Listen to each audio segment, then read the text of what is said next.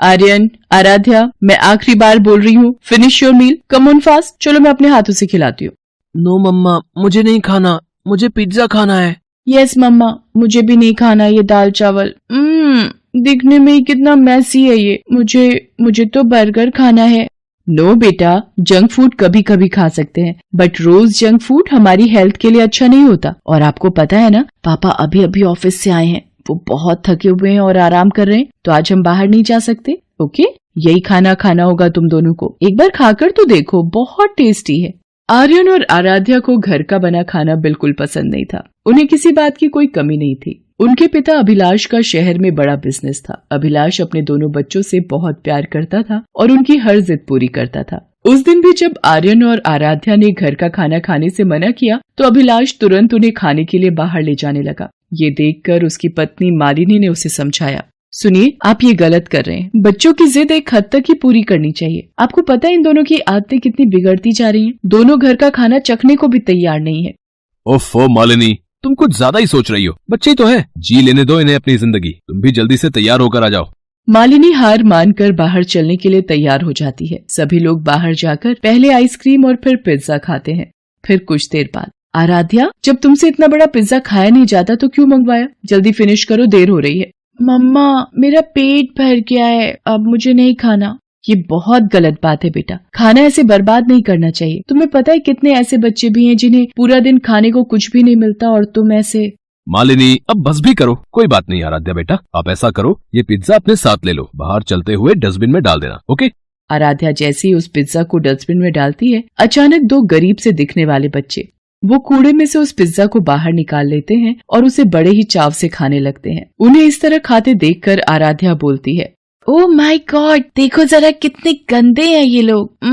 Dustbin से उठाकर खा रहे हैं। छी, और इनके कपड़े भी कितने गंदे हैं, और ये खुद भी कितने गंदे हैं। नो आराध्या, ऐसा नहीं कहते, वो गरीब है बेचारे। तुमने जो पिज्जा बर्बाद करके डस्टबिन में डाल दिया, वो इन बेचारों को देखना भी नसीब नहीं हो पाता होगा शायद। अंदर मैं तुम्हें यही समझाने की कोशिश कर रही थी बेटा। बट मम्मा, कोई इतना गरीब कैसे हो सकता है कि उसके पास खाने के लिए कुछ भी ना हो और उसे डस्टबिन से उठाकर खाना पड़े? सब वक्त की बात है बेटा, सब लोग आपकी तरह लकी नहीं होते। इसीलिए हमारे पास जो है, हमें हमेशा उसकी कद्र करनी चाहिए, कुछ भी वेस्ट नहीं करना चाहिए। सभी लोग गाड़ी में बैठकर घर के लिए चल पड़ते हैं। वो सभी कुछ दूर तक ही पहुँचे थे कि अचानक उनकी गाड़ी का टायर पंचर हो जाता है। वो सभी सुनसान हाईवे पर थे और रात काफी हो चुकी थी। अभिलाष गाड़ी का टायर बदल ही रहा था कि अचानक दो गुंडों ने उन पर हमला कर दिया। दरअसल इन गुंडों ने ही रास्ते में कीलें बिछा दी थी, जिनकी वजह से अभिलाष की गाड़ी का टायर पंचर हुआ। वो चाकू दिखाकर अभिलाष और मालिनी से उनका सारा कीमती सामान मांगने लगे। आर्यन और आराध्या डर के मारे रोने लगे। ये देखकर दोनों गुंडे घबरा गए। वो बच्चों पर हमला करने ही वाले थे कि अचानक उन्हीं पर किसी ने हमला कर दिया। कोई उन पर पीछे से लगातार पत्थर फेंक रहा था। गुंडे कुछ समझ नहीं पाए और डर कर वहाँ से भाग खड़े हुए। मालिनी ने देखा कि गुंडों को भगाने वाले और कोई नहीं बल्कि वही दो बच्चे थे जो पिज्जा शॉप के बाहर दिखे थे। उन दोनों का नाम राजू और पिंकी था। मालिनी ने उन दोनों से कहा, शुक्रिया बच्चों, तुम लोग अगर सही वक्त पर नहीं आते तो पता नहीं क्या हो जाता। अरे आंटी, आप डरिए मत, अब वो दोनों वापस आने की हिम्मत नहीं करेंगे। और वैसे भी आज आप लोगों की वजह से ही हमें पहली बार पिज्जा खाने को मिला है। शुक्रिया तो हमें कहना चाहिए आपसे। मालिनी मुस्कुराकर उनके सिर पर हाथ फेरती है। अभिलाष गाड़ी का टायर बदलने की कोशिश करता है, लेकिन तभी उसे पता चलता है कि गाड़ी का एक नहीं बल्कि आगे के दोनों टायर पंचर थे। रात काफी हो चुकी थी। अभिलाष और उसका पूरा परिवार हाईवे पर फंस गए थे। उनका घर भी वहाँ से काफी दूर था। उसके फोन में भी नेटवर्क नहीं आ रहा था। उन्हें परेशान देखकर पिंकी ने उनसे कहा, साहब, रात बहुत हो गई है, इस वक्त यहाँ रहना ठीक नहीं है। यहाँ कई लुटेरे रात को ताक लगाकर बैठे रहते हैं। हमारा घर पास में ही है, आप लोग वहाँ चल सकते हैं। क्या तुम्हारे घर? नहीं नहीं, ठीक है हम। मुझे लगता है ये बच्चे सही कह रहे हैं, हमें रात भर यहाँ ऐसे नहीं रहना चाहिए। इनके घर ही चलना ठीक रहेगा। अभिलाष मालिनी की बात मान लेता है और फिर सभी लोग राजू और पिंकी के घर जाते हैं। राजू और पिंकी के पास घर के नाम पर एक टूटी फूटी झोपड़ी थी जो हाईवे के किनारे पर ही थी। राजू और पिंकी अपनी माँ शीला के साथ उसमें रहते थे। शीला देख नहीं सकती थी। राजू और पिंकी जाते ही उसके गले लग जाते हैं। शीला उनसे कहती है, राजू, पिंकी, आ गए तुम दोनों? इतनी देर कैसे हो गई बेटा? तुम दोनों की चिंता हो रही थी मुझे। कुछ नहीं माँ, ये सब छोड़ो। ये देखो आज हम तुम्हारे लिए क्या लेकर आए हैं। इतना कहकर राजू उसे पिज्जा का एक टुकड़ा शीला को खिलाने लगता है जिसे आराध्या ने फेंका था। ये सब देखकर आराध्या बोलती है, छी, ये तो वही पिज्जा है ना जो मैंने। आराध्या चुप हो जाओ।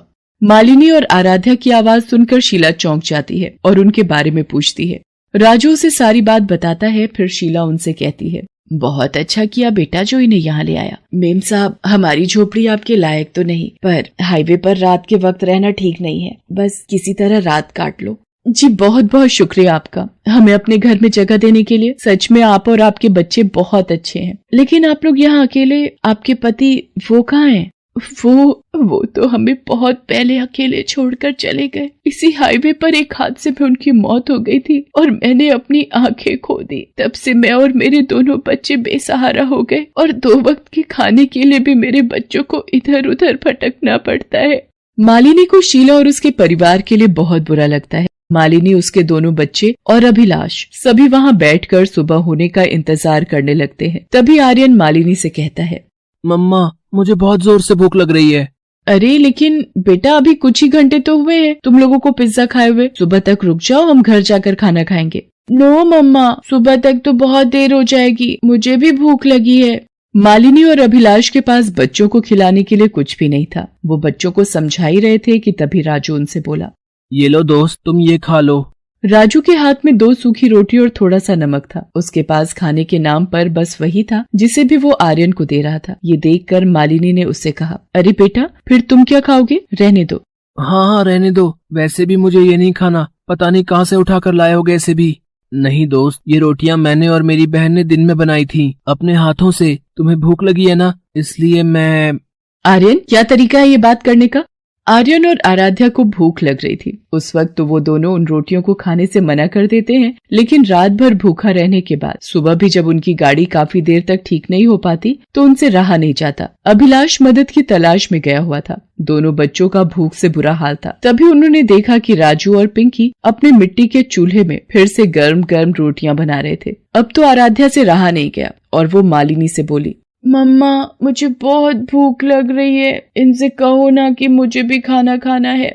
आराध्या की बात सुनकर राजू और पिंकी बड़े ही प्यार से गर्म गर्म रोटियां और नमक एक केले के पत्ते पर रखकर आराध्या और आर्यन को देते हैं। दोनों उन रोटियों को खाने लगते हैं। उन्हें वो रोटियां खाकर बहुत अच्छा लग रहा था। इतने में अभिलाष वहाँ आ जाता है और कहता है, आर्यन, आराध्या, आ जाओ बेटा। देखो, मुझे थोड़ी दूर एक रेस्टोरेंट मिल गया। मैं तुम दोनों के लिए बर्गर लेकर आया हूँ। नो पापा, हमें बर्गर नहीं खाना। ये रोटियां खाकर देखिए कितनी टेस्टी है। हमारी दोस्त राजू और पिंकी ने बनाई है। आराध्या की बात सुनकर अभिलाष चौंक जाता है। वो बच्चों को रोकने के लिए आगे बढ़ता है, लेकिन मालिनी उसे रोकते हुए कहती है, नहीं, मत रोकिए इन्हें। आज पहली बार इन्हें भूख और खाने की अहमियत का एहसास हुआ है, जो इनके लिए बहुत जरूरी है। इतना कहकर मालिनी अभिलाष के लाए हुए बर्गर राजू और पिंकी को दे देती है। अभिलाष अपने साथ एक मैकेनिक भी लेकर आया था, जो कुछ ही देर में उनकी गाड़ी ठीक कर देता है। वहाँ से जाने से पहले मालिनी शीला के सामने हाथ जोड़कर कहती है, मैं आपका जितना शुक्रिया अदा करूं वो कम ही है। नहीं नहीं मेम साहब, भले ही हम गरीब हैं, लेकिन इंसान होने के नाते इंसानियत दिखाना हमारा फर्ज है। शीला की बात सुनकर मालिनी और अभिलाष को बहुत अच्छा लगता है। वो शीला और उसके परिवार की मदद करने का फैसला कर लेते हैं। वो जब भी वहाँ से गुजरते, राजू और पिंकी के लिए हमेशा खाने की बढ़िया बढ़िया चीजें लेकर आते। दूसरी तरफ आर्यन और आराध्या भी अब बदल गए थे। राजू और पिंकी उनके दोस्त थे और घर का बना खाना अब उनके लिए पिज्जा बर्गर से ज्यादा टेस्टी था। Best buddies. Hello friends, thanks for watching this video. अगर आपको ये वीडियो पसंद आया है तो प्लीज लाइक, सब्सक्राइब, कमेंट्स करें इस वीडियो पर, और हाँ, शेयर करना भी ना भूलें। और भी मजेदार वीडियो देखने के लिए नीचे दिए गए बेल आइकॉन को दबाएं।